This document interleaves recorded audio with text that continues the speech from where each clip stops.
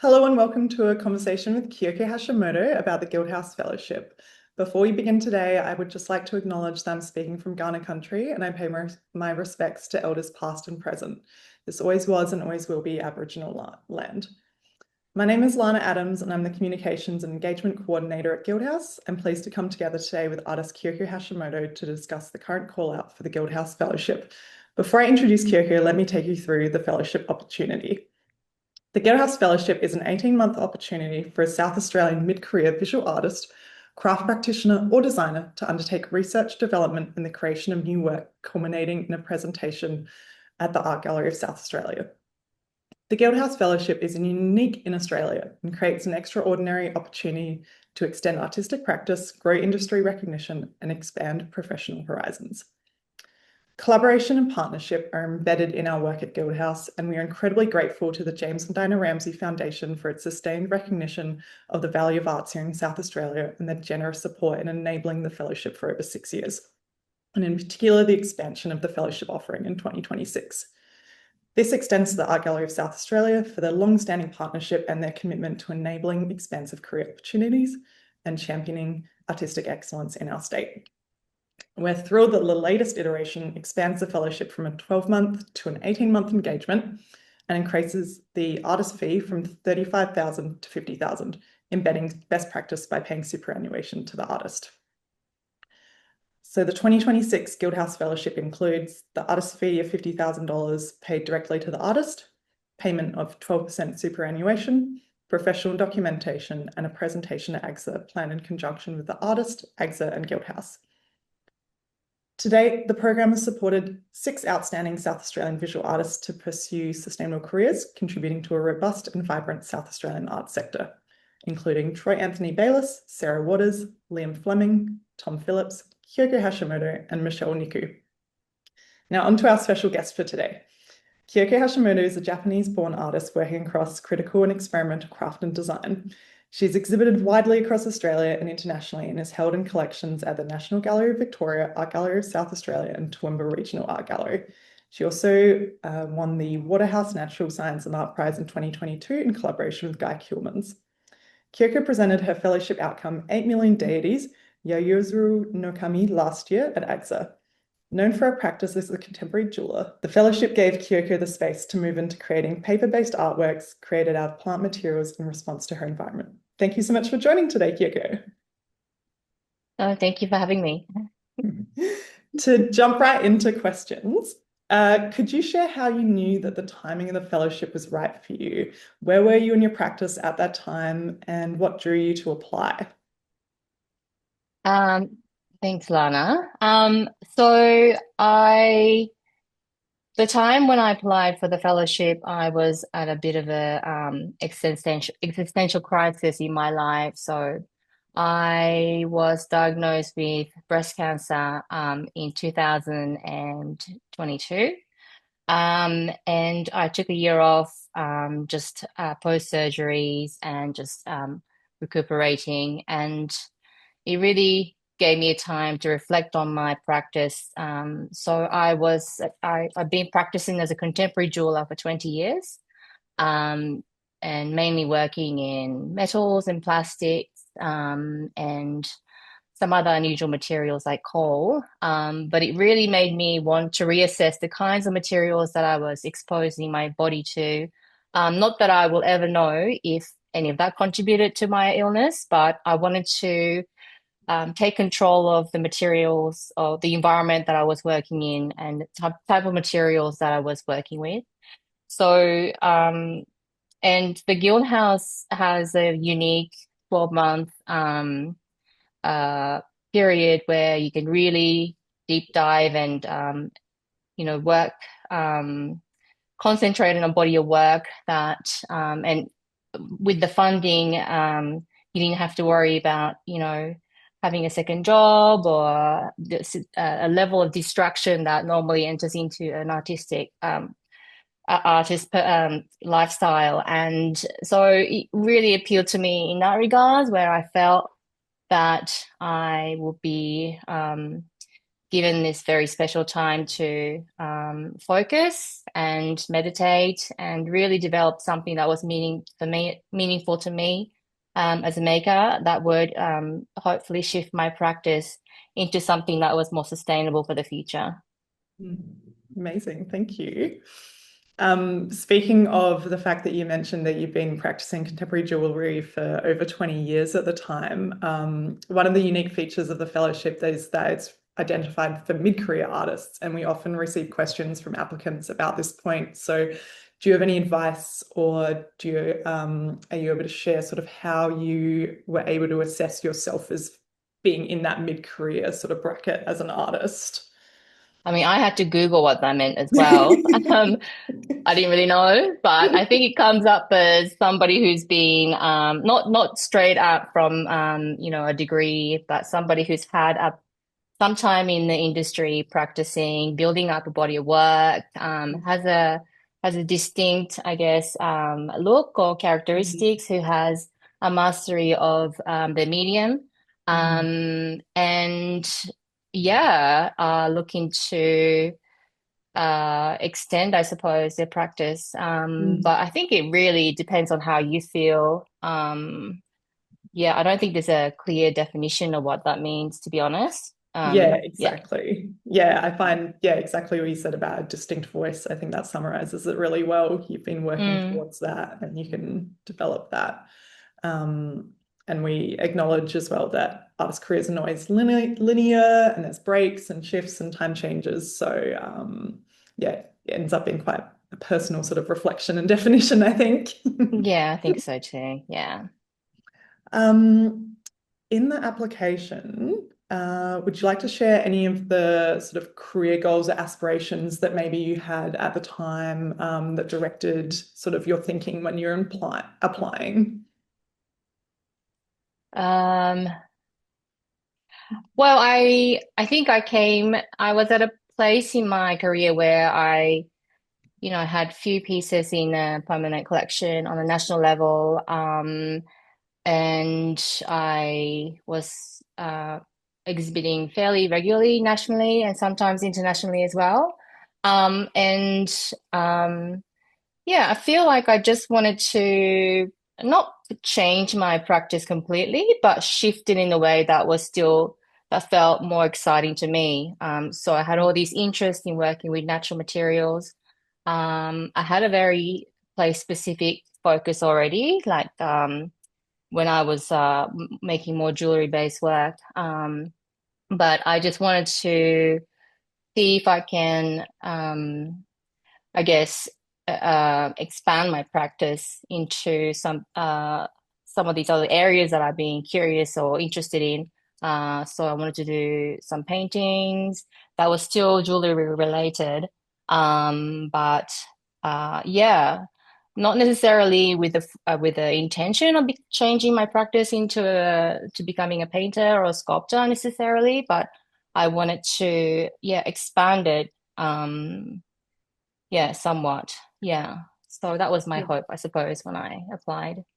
Yeah, amazing.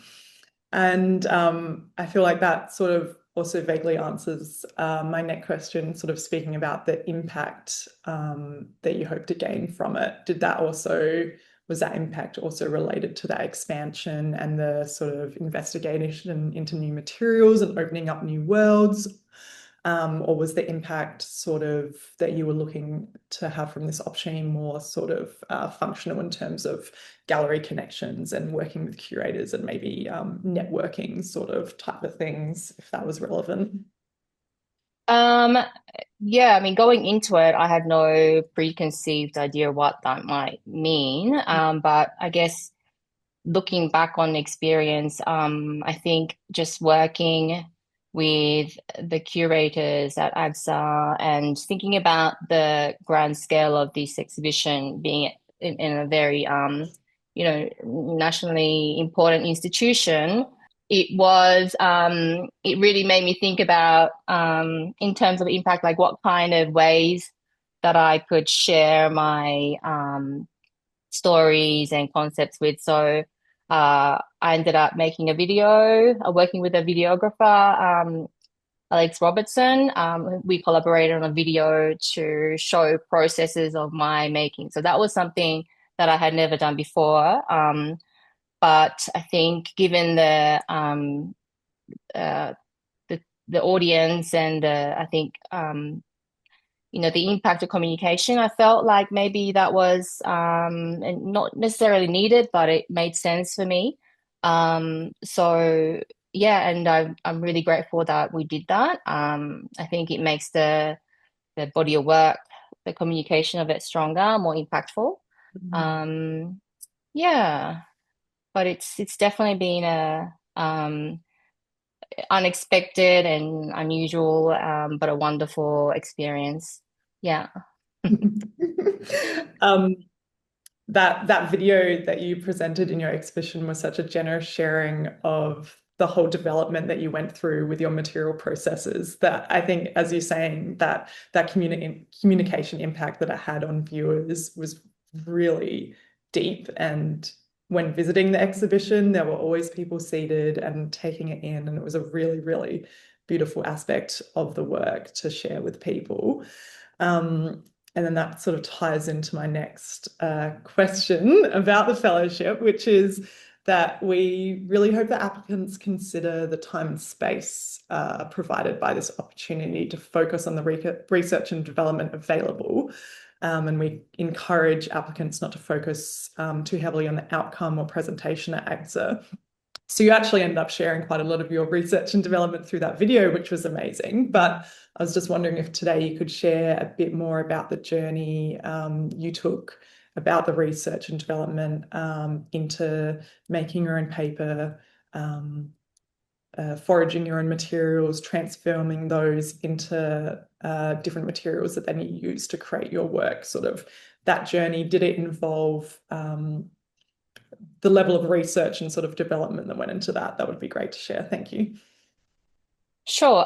So I think I would have spent at least 6 months plus, maybe more like 7 or 8 months, just working out what kinds of materials that were available to me in my immediate environment. Of course, looking into the history of paper making and pigment collection initially, and then going into the field, into my garden and looking at plants, testing to see if they can be worked into paper, and then subsequently into paper mache objects, but also looking at different kinds of binders. So, I just thought for the sake of research, I needed to go really deep to, turn all stone unturned, make sure that everything was considered and explored. And yeah, so I feel like that was a large part of what I did in my particular body of work. And then really it felt like, yes, I could have kept going probably with the research side because I was Yeah. really enjoying it, but I needed to start making the work. And so it was really about just seeing what worked and not really thinking about the final result, really. Like a lot of my initial pieces were very experimental. A lot of that didn't work, a lot of trial and error. But from that, I think you see what starts to work and then you build up. And so, and yeah, it sort of happened organically, I suppose. And really, like about a month before the deadline for the exhibition, that's kind of when a lot of the larger pieces came together. There were other things that were in planning for, months before, but I feel like, yeah, it's the pressure does help a lot when you're a creative person. But yeah, I think it's okay not to know exactly what you're going to be presenting at the end. Just have an idea and of like a vague idea of what that might be and just work towards that and not be afraid of like making mistakes and just producing, like having making physical objects is really important, I think, because it can become crippling if you're too concerned about, what would audience think, how would it look in the final space. Like, don't worry about any of that stuff so much. Just make and yeah, see what happens. Amazing. Was there anything in your material explorations that went really wrong or couldn't work that sort of left you worrying, oh gosh, am I going to have a physical product at the end of Yeah, this? I did. I think so I worked closely with Maria Zagala, who's an amazing curator at AGSA, but I think one of the first meetings I had with her, I just had like box of materials and all these samples, and I think she genuinely was concerned, like a bit worried that I was gonna get like have anything at the end of this, time frame. But yeah, there were lots of failed attempts, and like yeah, you just make, and then you sort of you need to be self-reflective and be really honest and see if this matches with your initial intention, Mhm. aligns with what your initial vision. But I think, yeah, when something's working, I think. Yeah. Yeah. Yeah. That I feel like you're semi already answering my next question. Thank you. Okay. Which was I wanted to ask you about, yeah, how did that presentation develop over time, and your workings with curator Maria Zagala at AGSA? Some of the large pieces like the amazing paper chain you have, did that whereabouts in that process did that come about? Was there anything that was introduced right at the end, or did you have any certain ideas of how you were going to present things and then they shifted and changed with the curator, or yeah, how did that sort of look for you? With the chain piece, which was really one of the main pieces in the Mm. show, yeah, I had this idea of wanting to have a jewelry typology within the Mm. exhibition. I just didn't know what. And I had several different styles of chain in paper mache made early on, but I felt like that quite simple chain link system works. So I had like 3 or 4 links, and I showed that to the curators, and they were like, okay, yeah. And I think it took probably like 3 months to complete that piece. But then when I first took it into the gallery space, it wasn't big enough. So like Maria was like, yeah, we need it bigger. So I was like, okay, yeah, sure, I can do that. And then in the end, I think the circumference ended up being about 7 or 8 meters, which is Mm. quite long if you think about each individual component that had to make the paper from pulping the ivy. And so, yeah, it's a lot of work, but I think, and when you're working with curators and exhibition installers that's worked in the space for a long time, they just know Mm. what works. And I just trusted their vision. But it was a dream to work with at the AXA team. They were very so professional. Like I just learned so much from just watching them. Like they knew exactly where things should go. I think if I was put in charge of hanging everything, it would have taken me months, I think, just to get it right. But yeah, it's just yeah, it was a joy to watch that process at the end of the just before the exhibition opened, and the install was, yeah. Mm. Was there anything you wanted to have included that couldn't fit, or Mm-hmm. yeah, There was because a I know there was a you lot. were you were sort of bringing things in and deciding when things were going sort of right down to the end, weren't you? Yeah, so I had more than I sewed, which I think is a good thing. So yeah, some of the pieces that ended up in the show are more like sample pieces that I was working on. So that's what I mean about, just make and then see what happens. Yeah. Because some of those pieces I think tells more of the story as opposed to it being like a final complete piece. Um, and yeah, so but Maria was great in terms of yeah, just taking away the unnecessary pieces that Mhm. didn't make the whole, like the cohesiveness of the piece. Like if the piece looked like it wasn't adding anything to the story, Mm. or and then when you have too much, it clutters, and I think visually just loses the strength of the whole show. Like the point of the visual impact becomes weaker. So yeah, so that was, I left that up to Maria and some of the other curators that came to help me install. Yeah. Um, but yeah, I trusted the vision. Of course, there was my vision as well in there, but I think there was a nice synergy, yeah, in terms of the final product. Yeah. Yeah, a nice level of trust between everyone, so you Yeah, can sort of absolutely. everyone can have Yeah. their voice heard and Yeah. yeah, respect it.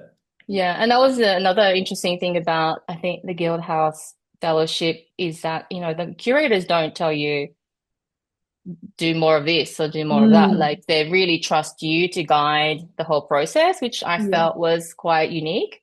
Um, and yeah, so the level of trust they had in me as an artist was quite incredible. And sometimes I was a bit worried, but yeah, a unique experience in that regard. Yeah. Yeah. Oh, beautiful. Um, Kyoko, where has this research and this expansion of your practice, where's that taking you now? Where is this? Are you still practicing in that way? Are you still making paper-based works? Have you kind of stepped away, taken a break from that? Yeah, where are you going at the moment? Yeah, good question. I took a big break after the show. It felt Yeah. like it was a very big year. But now I'm back making a new batch of paper from a different plant, another invasive material plant species in my garden. So I'm working on a new paper mache like piece for craft, which is being shown in a few months in Melbourne for Melbourne Design Week. And then I have another few collaborative pieces that I'm working so with my partner Guy Curleman. So we'll be making some new pieces for his solo show in September. Amazing. Where's that going to be? At the Jam Factory Oh, in brilliant. Adelaide, yes. Great. Awesome. Mm. Um, and I've really only got one more question, which is just that, do you have any other final advice for those considering applying that we haven't covered yet today? Yeah, I think it's important to consider a level of risk taking when applying Mm, for this Guildhouse Fellowship. I feel like it's a good opportunity for an artist to expand their practice or, shift it or shake it up in some way. And I think level of risk taking, but controlled risk taking. So because, remember you have to finish it in a fairly 12 months did feel like a long time, but in the end it wasn't that long. So I think the extended time frame for this new fellowship is excellent. I think it's definitely going to work. But yeah, so not to be ambitious, but within reason. But I think it's mm, but I think it's important to try and to extend your current practice into mm, something new, different. Yeah, I think that's important. But also really think about why you do why is it that you practice what you do? I think mm, it's a good chance, if nothing else, just to kind of reflect on your own practice and think about where you might like to take it as well. And having great pictures really is important for your work. Yeah, I think that's a given, but I think a photograph bad photo of your good work is wasted. So yeah, find a good photographer, have it taken professionally if you can, or find a friend who knows how to take great pictures. yeah. Yeah. That's fantastic. That's some really good, just really solid practical advice that you can invest in once, get those Mm. photos taken, and then Yeah, you get it can use right. them for years, Yeah, applications, anything. So yeah, yeah, that's definitely. fantastic. Thank you so much. You're welcome. Um, is there anything else you want to share before I? Um, no, I think I've spoken maybe, unless there's something I missed for sure. No, amazing. I felt like I spoke too much at the start, so then we shared the No. responsibilities. Well, thank you so much, Kyoko, for generously sharing with us today. That's really invaluable advice and insights for people who are interested in partaking on this journey themselves. Just to reiterate that the Guildhouse Fellowship is now open for applications and they will close on Monday, the 30th of March at 5 p.m. Adelaide time. The call out webpage on the Guildhouse website contains the guidelines and frequently asked questions. And we've also got other recorded conversations with previous fellows if you want more insight on the opportunities. And of course, if you've got any further questions, you can contact the Guildhouse team. And finally, the latest recipient of the Guildhouse Fellowship, South Australian-based sculptor Michelle Niku, will present her exhibition Tell It Slant at AGSA, launching in December this year. So we hope to see you there to celebrate. Is there anything you'd like? You've got a show coming up, Craft, you mentioned. Is there anything else we can plug for you here, Kyoko? Yeah, Craft, Melbourne Design Week, and then yeah, the Jam Factory show in September. But that's all I can say at the moment. Amazing. Okay, great. So yeah. Cool. Thank Thank you you, so Lana. much.